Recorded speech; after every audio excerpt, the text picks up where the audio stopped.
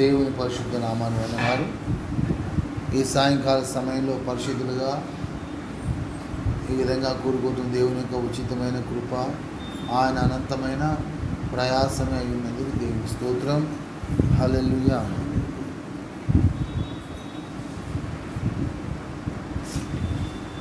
మన దేవుడు పరిశుద్ధమైన దేవుడు. ఆయన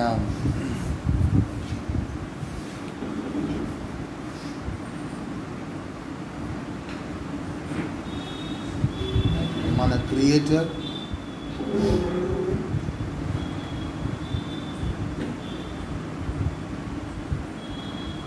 ఆయన మన యొక్క సృష్టికర్త, ఆయన మనల్ని పుట్టించిన దేవుడు అంటున్నాడు కదా. ప్రభు వాక్యం సరే ఎవరు పుట్టించారమో ఆయనే మనల్ని పుట్టించారు. కీర్తన గ్రంథంలో 9వ కీర్తన ఉంటుంది, ఆయనే మనల్ని పుట్టించాడు. సో నన్ను పుట్టించింది ఎవరు? బైబిల్ ప్రకారం నా దేవుడు అంటే ఆయనే మనల్ని పుట్టించాడు. మనం నిర్మించుకోలేదు. ఏంటమ్మా, ఆయన మనల్ని పుట్టించాడు అంటే మన చూపు కానీ, మన మాట కానీ, మన వినికిడి కానీ. కళ్ళు కాదు, అక్కడ కళ్ళు పుట్టించవచ్చు కానీ దృష్టి, నోరు మానవుల జన్మ వల్ల వచ్చాం కానీ మాట, అలానే చెవుడు గమనించి. అంటే అర్థమైందంటే ఇవన్నీ కూడా దేవుడు, ఆయన మనల్ని పుట్టించిన దేవుడు అంటున్నాడు. Is my creator, so I have to satisfy my creator. నా యొక్క నన్ను పుట్టించిన నా తండ్రిని నేను సంతోషపరచాలని, ఆయన తృప్తిపరచాలనే ఆశే మనకు కావాలి. Come what may. ఆయన మనం పుట్టించడమే కాకుండా సహోదరుడా, ఆయన మన కోసం బలైపోయి తన రక్తాన్ని గార్చి మళ్ళా తిరిగి ఆయన కుటుంబంలో ఆయన రూపాన్ని ఇయ్యాలని తిరిగి మనల్ని ఆయన జన్మింపజేసిన దేవుడు అంటున్నాడు. కాబట్టి తిరిగి జన్మ పొందిన మనము ఆత్మలో మనం ఎదుగుతూ ఆ విధంగా పుట్టించిన తండ్రిని తిరిగి మనకు ఆత్మీయ జన్మను అనుగ్రహించి నూతనమైన ఒక జీవితాన్ని దయచేసిన ఆ దేవునికి మనం ఎంతగానో కృతజ్ఞతలు చెల్లించుకుంటూ మనం ఆయన చిత్తాన్ని జరిగిస్తూ ఆయనని తృప్తిపరచ మన పని వల్లనే మనకు తృప్తి, కానీ ఇతరుల వల్ల మనం తృప్తి పొందడానికి మనం ఇప్పుడు కూడా అవకాశం తీరుద్దామా. పరిశుద్ధాత్మ దేవుని హెచ్చరికలు కూడా మనం వింటున్నాం ప్రభు సన్నిధిలో. ఇప్పుడు పరిశుద్ధాత్మ దేవుడు ఏ విధంగా మాట్లాడుతుందో మనకు తెలియదు కనుక ఎప్పటికప్పుడు మనం పాపాలని మనం ఒప్పేసుకుందాం. సహోదరు, ఎప్పటికప్పుడు మనం ఒప్పేసుకుంటూ ఉంటుంటే అప్పుడు ఏమైందంటే చెప్పినా కూడా మనకి ఆయన తెలియపరిచినా కూడా అది వీ డోంట్ ఫీల్ దాని యొక్క బాధ అనేది అనిపించదు. ఎందుకంటే ఒప్పుకోవటం ద్వారా దేవుడు గొప్ప క్రియను జరిగిస్తాడు. దాన్ని బట్టి దేవుని వందనాలు. ఒప్పుకోవటం అనేది ఎంతో ముఖ్యం. దానివల్ల మన ప్రభువుని మనం తృప్తిపరచబడతాం. మానవుడు తప్పు చేయకుండా ఉండడు, చేయకుండా ఉండలేడు. తప్పు జరుగుతుంది కానీ సోదరుడా, దాన్ని మనము జాగ్రత్తగా మనము తెలుసుకొని ఆ తప్పు మళ్ళా జరగకుండా ఎంతగా మనము ప్రయాసపడుతున్నాం అనేది మన ముఖ్యమైన ప్రశ్న. క్యారెక్టర్స్ మనకు అనుగ్రహించాడు కదా, ఎలా వెతకాల టూల్స్ అని తెలుసుకున్నాం. అటువంటి ఆ టూల్స్ ఏంటమో దీనత్వము, ఏకత్వము, సమర్పణ, ప్రత్యేకమైన జీవిత ప్రత్యేకత అనేది ఎల్లప్పుడూ కూడా మనం కలిగి ఆ విధంగా వాటి ద్వారా మనం వెతుకుతూ వాటిని బట్టి మనము ఇంకెక్కువగా దేవుని మనం గణపరచాల్సిన వారు వింటున్నాం. దాన్ని బట్టి మన దేవునికి ఎంతగానో వందనాలు స్తోత్రం చెల్లించుకుంటూ ఉండాలి.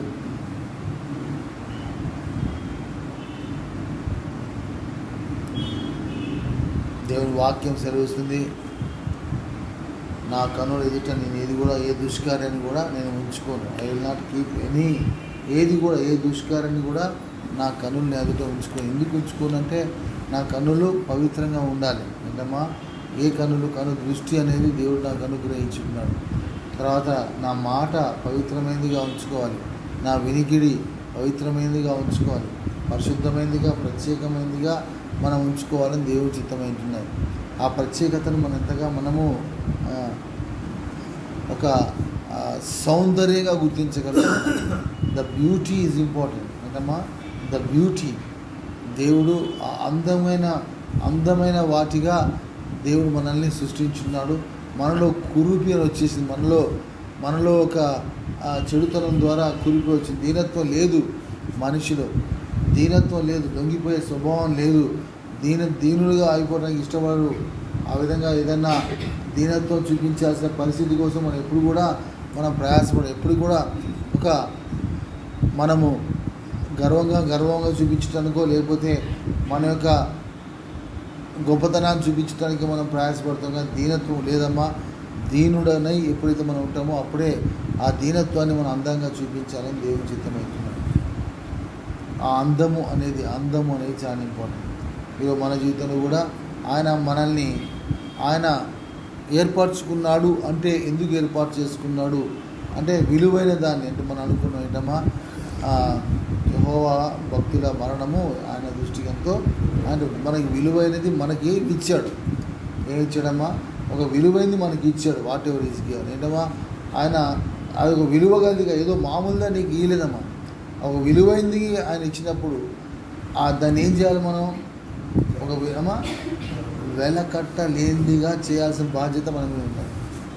That has value. ఏంటమ్మా, అది ఒక వాల్యూ ఉన్నది. కానీ ఏం చేస్తున్నామమ్మా, దాన్ని మనము దాన్ని పాలిష్ చేసి దానికి ఎంతగానో మనము కష్టపడి దాన్ని సాధన చేస్తూ మనం ఏం చేయాలి? లాస్ట్కి ఏం చేయాలి? దట్ వెలకట్ట priceless, neither I can buy nor I sell. అది అమ్మబడదు, కొనబడదు. ఏంటమ్మా? అమ్మబడదు, కొనబడదు. సోదరుడు, ఈరోజు మన జీవితం అదే అంటున్నాను, ఎంతగా మన జీవితం జీవించుకుంటున్నాం, ప్రైస్లెస్ జీవితాన్ని. ఈరోజు మనము ప్రైస్లెస్ జీవితాన్ని జీవించడానికి ఇష్టపడలేకపోతున్నాం. వీ డోంట్ హ్యావ్, అంటే ఆ విలువను మనం గుర్తించలేకపోతున్నాం.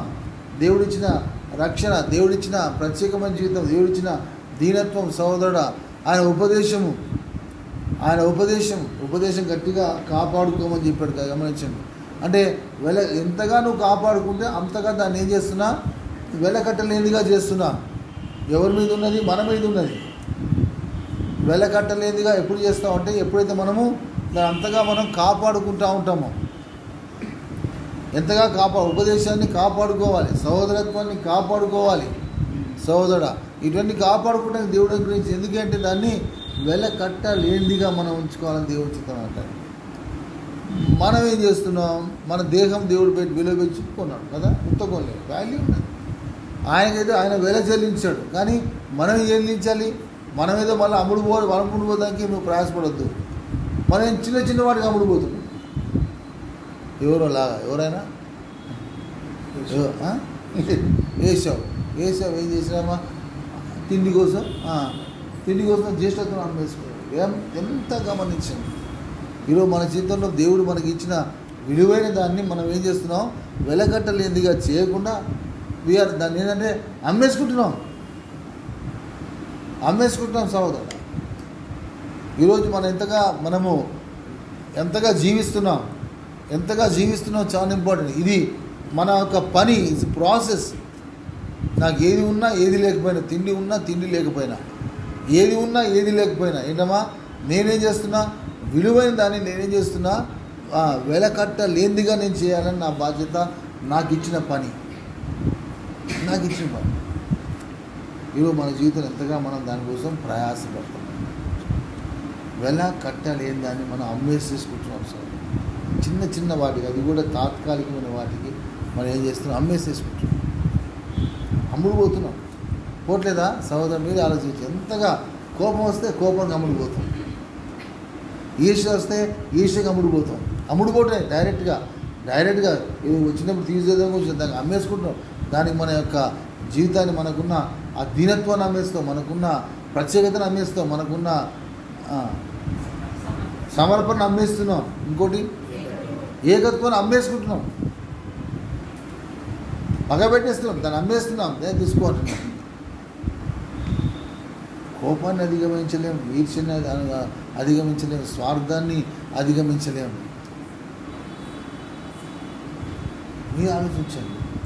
టెంపరీ థింగ్స్, తాత్కాలికమైన వాటిని ఎంతగా మనము ఆ విధంగా కలిపి దాన్ని మనము ప్రైస్లెస్గా చేస్తున్నాం అనే సంగతి మనం విలువైనది ఏం చేయాలమ్మా? వెల కట్టలేనిదిగా ఉంచుకోవాలి. Don't mix everything. గమనించండి, దేవుడు మనకి ఇచ్చిన దాన్ని ఎంతగా మనము జీవిస్తున్నాం. ప్రైస్లెస్, అన్క్వెంచబుల్. ఏంటమ్మా అన్క్వెంచబుల్ అంటే ఆర్పజాలనిదిగా ఉంచాలి. దేవుడు మనల్ని మండించాడు. ఏంటమ్మా వెలిగించాడు. ఏం చేశాడమ్మా మనల్ని ఆయన ఆత్మతో వెలిగించాడు. వెలిగించిన మనము ఏంటన్నా అంటే మనం ఏం చేస్తున్నాం, అది ఊకైనా ఆర్పేసుకుంటున్నాం. ఆర్పజాలనిదిగా ఎంత చేస్తే దాన్ని ఉంచుకోవాలనేది చాలా బాధ్యత. ఆ ఉన్నది ఉన్నట్టుగా ఉంచుకుంటే తప్పకుండా ఆరిపోద్ది. ఉన్నది ఉన్నట్టుగానే ఉంచుకుంటే ఏమైతే తప్పకుండా ఆరిపోద్ది. అది గట్టి గాలి వస్తే ఆరిపోద్ది. ఇప్పుడు ఏం చేస్తున్నా నేను అంతగా అది రగిలించేటట్లుగా చేసుకోవాలి సోదరుడు. ఈరోజు మన జీవితంలో, ఆత్మీయ జీవితంలో సోదరుడు ఎంతగా మనం దానికోసం మనం ప్రయాసపడుతున్నాం. అన్క్వెంచబుల్, నాలో ఉన్న తీవ్రత ఎవరు ఏది చేది ఆర్పలేదు. There is no chance. అంతగా మనం రగిలిపోకున్న ఆ దేశంలో, అమెరికా, ఆస్ట్రేలియా దేశంలో తగలబడుతుంది. ఎవరు ఆర్పరైపోయారు. ఎవరు అన్ని రకాలుగా ప్రయత్నం చేశారు. ఏంటమ్మా అన్ని రకాలుగా పడి ఏంటమ్మా ఆర్పలేకపోయారు. అన్క్వెంచబుల్ అంటే చెప్తున్న ఆర్పలేని ఒక జీవితాన్ని మనం జీవిస్తున్నామా? ఏం చేసి మనం జీవిస్తున్నాం? ఏ విధంగా మనం ఆత్మను రగిలింపజేసుకుంటున్నాం? ఏ విధంగా ఆత్మను దినదినమంతా కూడా ఎలా మనం రగిలింపజేసుకుంటున్నాం? పరిశుద్ధాత్మ దేవుడు అనేది అంటున్నా ఒకటే గమనించిన, ఆత్మ రగలటం అంటే పాపాన్ని మనము ఒప్పుకోవద్దు. ప్లీజ్, దాన్ని నేను అంటే వాక్యానికి సంబంధించింది వచ్చింది కాబట్టి మాట్లాడుతున్నాను. ఏంటమ్మా when we confess our sins, మనము మంచిగానే ఉన్నాంలే అని సరిపుచ్చుకోవద్దు. అమ్మా నేను నాకు నీ తప్పు అని నా హృదయం కానీ ఎవరైనా కూడా తప్పు అని నేనేం చేసి దాన్ని తెలుసుకోవడం, దాన్ని నేను సమర్థించుకోవాలి. నేను అదే మాట జ్ఞాపకం చేస్తున్నాను. తిరిగి ఇంతకుముందు కూడా చెప్పాను, తిరిగి జ్ఞాపకం చేస్తున్నాను. అమ్మ నీ తప్పు అంటే నేనేం చేయాలి? నువ్వేం చేయాలి? కాదు నువ్వు అక్కడ పోయినా, నేను పోలేదు, వద్దు, సారీ, అంతే, ఒప్పుకోవట్లేదు. దాని ద్వారా ఏం చెప్పి నువ్వు చేయకపోవచ్చు, దాన్ని చేయకపోవచ్చు, కానీ దాని తర్వాత సమయానికి అది నువ్వు చేయవలసిన తర్వాత తెలిసిపోతుంది. తర్వాత నీకు కావాలి, అది వేరే. ఫస్ట్ నిన్ను పాయింట్అవుట్ చేస్తున్నా అంటే ఏంటమ్మా, నిన్ను పాయింట్అవుట్ చేస్తున్నాడు, నువ్వు దాన్ని ఒప్పుకో, అంతే. దాన్ని సమర్థించొద్దమ్మా. అప్పుడు ఆత్మ ఇంకా నువ్వు రగిలించగలుగుతావు. ఎవరిలో? నీ ఎదుటివారిలో, పరిశుద్ధ ఆత్మలో. ఇవన్నీ కూడా ఏదంటే ఒప్పుకోవాలంతే. ఎందుకు? నువ్వు గొర్రెవి, ఓరమ్మా, నువ్వు గొర్రెవి, అంతే. మళ్ళీ నువ్వు దానికి ఎక్స్ప్లెనేషన్ దానికి వీల్లేదు. తప్పు చేసినంత మాత్రం నేను తీసుకొచ్చి కింద పడేసి కొట్టట్లేదు, లేకపోతే జైలు వేయట్లేదు, లేకపోతే ఇంకేదో మనం చేయట్లేదు. ఏంటమ్మా ఏం చేయట్లేదు. ఏం చేస్తుంది? దేవుడు తప్పు ఉంటున్నాడు. తప్పు ఉన్నప్పుడు